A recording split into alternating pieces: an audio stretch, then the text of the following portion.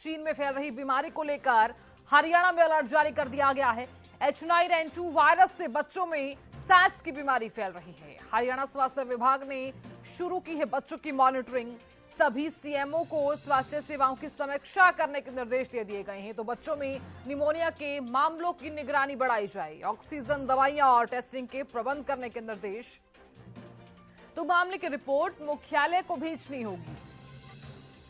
तो ये बड़ी जानकारी साझा कर रहे हैं। ऑक्सीजन, दवाई और टेस्टिंग के प्रबंध करने के निर्देश यहां पर दे दिए गए हैं। तो मामले की रिपोर्ट मुख्यालय को भेजनी होगी। तो चीन में फैल रही बीमारी को लेकर हरियाणा में अलर्ट जारी कर दिया गया है। तो कोरोना के बाद अब चीन में एक बार फिर से ये बीमारी फैल रही नजर आ रही है और चिंता जो है वो काफी बढ़ती हुई नजर भी आ रही है। सभी सीएमओ को यह निर्देश भी दे दिए गए हैं। सेहत पर बढ़ते खतरे की वजह सर्दी का बढ़ना, ठंड से शरीर का तापमान कम होना, पॉल्यूशन का बढ़ना,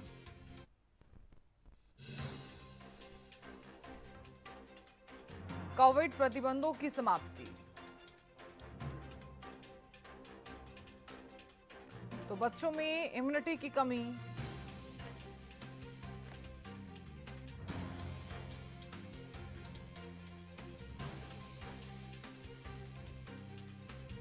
तेज बुखार के साथ हाथ पैर फूलना, माइक्रोप्लाज्मा निमोनिया, बैक्टीरियल इंफेक्शन, चीन से आ रही नई चुनौती।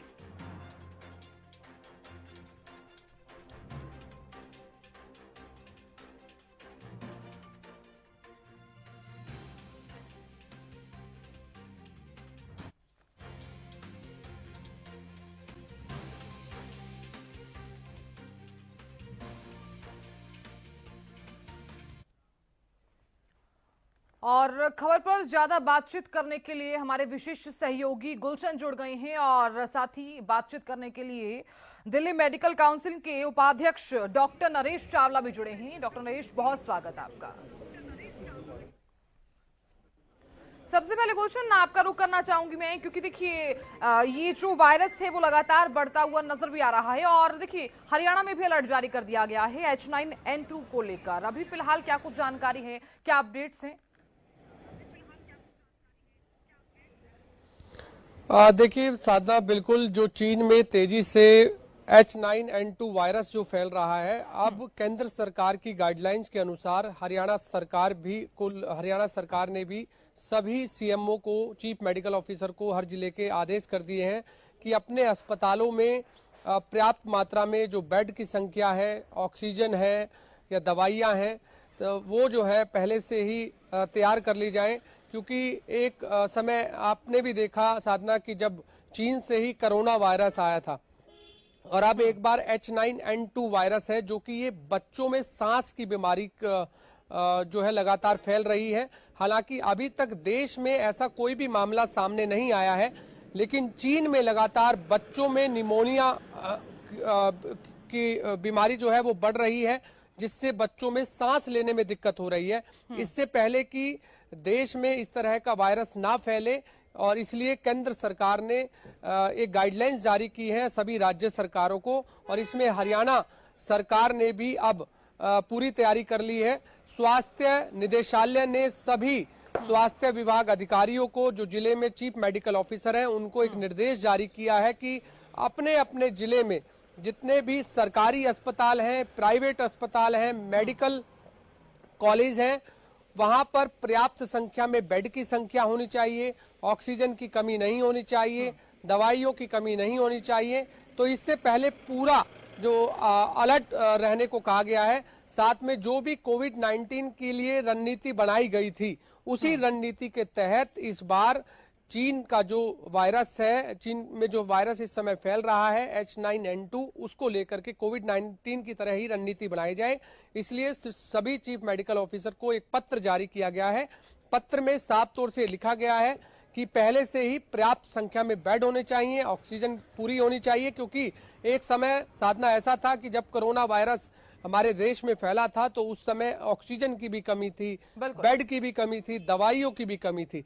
लेकिन इससे पहले अब सरकारें पूरी तरह से अलर्ट होना चाहती हैं, किसी भी तरह की लोगों को दिक्कत ना आए, बच्चों को दिक्कत ना आए।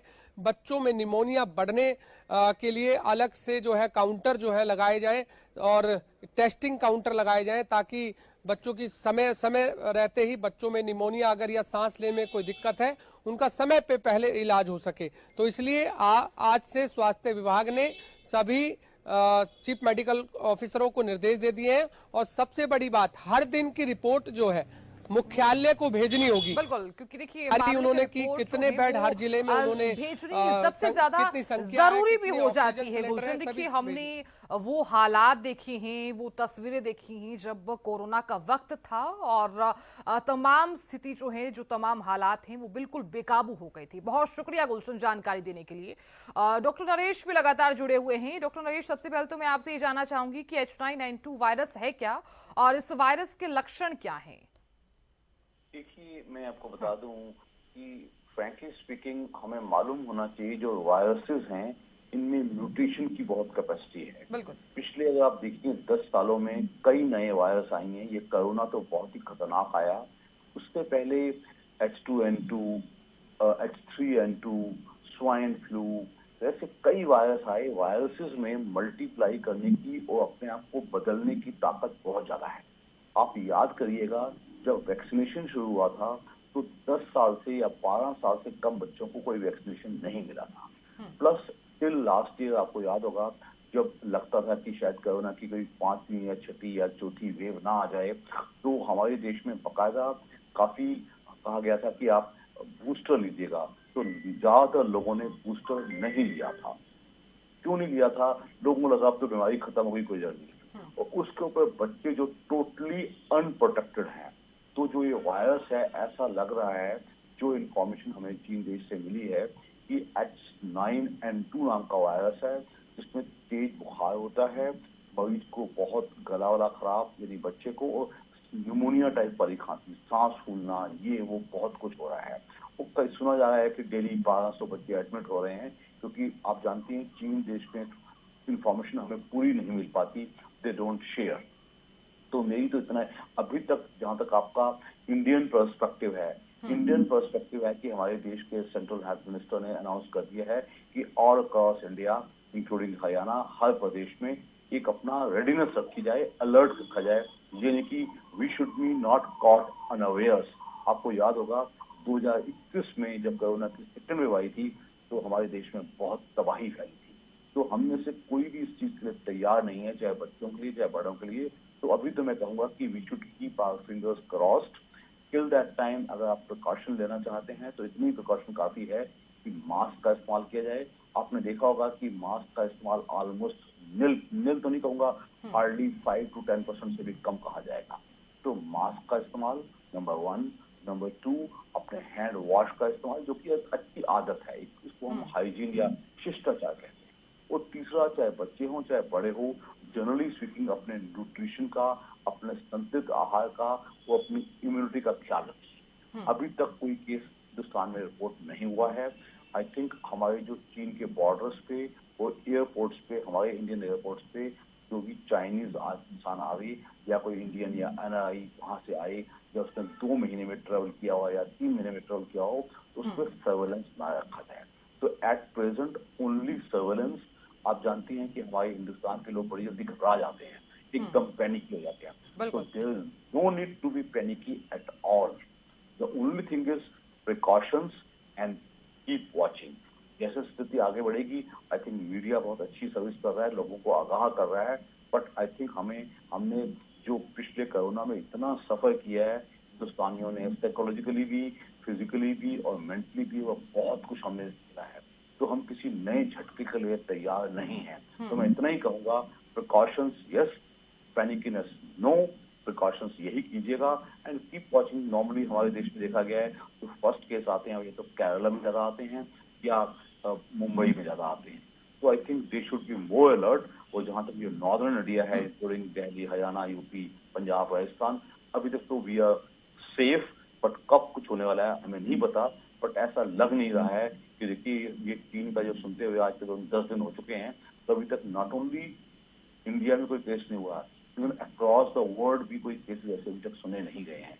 So I feel that Chinese authorities should share the information with World Health Organization and they should share the data with other countries also, so that हम अपने precautions को बेहतर कर सकें।